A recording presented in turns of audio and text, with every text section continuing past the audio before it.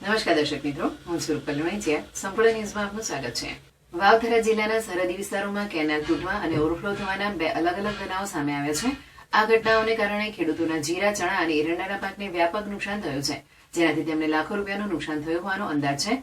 પ્રથમ ઘટના વાવથરા જિલ્લાના બરડવી ગામની સીમમાં બની હતી, જ્યાંથી પસાર થતી કેનાલમાં 10 થી 15 ફૂટનું મોટું ગાબડું પડ્યું હતું.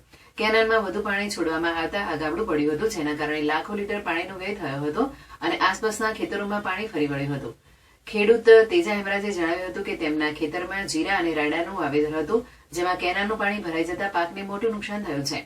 તેમણે આને તંત્રની બેદરકારી ગણાવી વળતરની માંગ કરી છે. બીજી ઘટના વાવથરા જિલ્લાના ચાળા ગામે બની હતી, જ્યાં કેનાલ ઓવરફ્લો થવાને કારણે ખેતરોમાં પાણી ભરાઈ ગયા હતા. આના કારણે ખેડૂતોના ચણાના પાકને સંપૂર્ણપણે નષ્ટ થવાની સંભાવના છે અને પાણી એરંડાના ખેતરો સુધી પણ પહોંચી ગયું છે. ચાળા ગામના ખેડૂતોએ ફરિયાદ કરી હતી કે તેઓ છેલ્લા 3 વર્ષથી કેનાલના રિપેરિંગ માટે રજૂઆત કરી રહ્યા છે, પરંતુ કોઈ કાર્યવાહી થતી નથી. તેઓએ જણાવ્યું કે અધિકારીઓને ફોન કરવા છતાં કોઈ જવાબ આપતું નથી અથવા થઈ જશે તેવા ગોળ જવાબો મળે છે.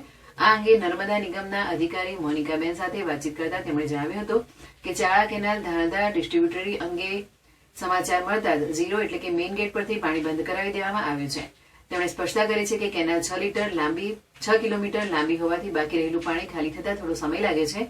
શિયાળાની સિઝનમાં કેનાલમાં લીલ જામી જવાની સમસ્યા રહે છે, જેના કારણે કુવા જામ થઈ ગયા હતા. ગઈકાલે આખો દિવસ કુવા સાફ કરવામાં આવ્યા હતા, પરંતુ રાત્રે ફરીથી પાણી ઉભરાયું હતું. તેમણે ઉમેર્યું કે લીલ સાફ કરવા માટે ફરીથી માણસો મોકલવામાં આવ્યા છે. ખેડૂતોના ચણાના પાકમાં પાણી ફરી વળતા બાબતે તેમણે ખાતરી આપી છે કે સરકારના નિયમ મુજબ જે પણ વળતરની પ્રક્રિયા હશે તે કરવામાં આવશે અને આ અંગે તેમણે ઉચ્ચ અધિકારીઓ સાથે પણ વાત કરી છે.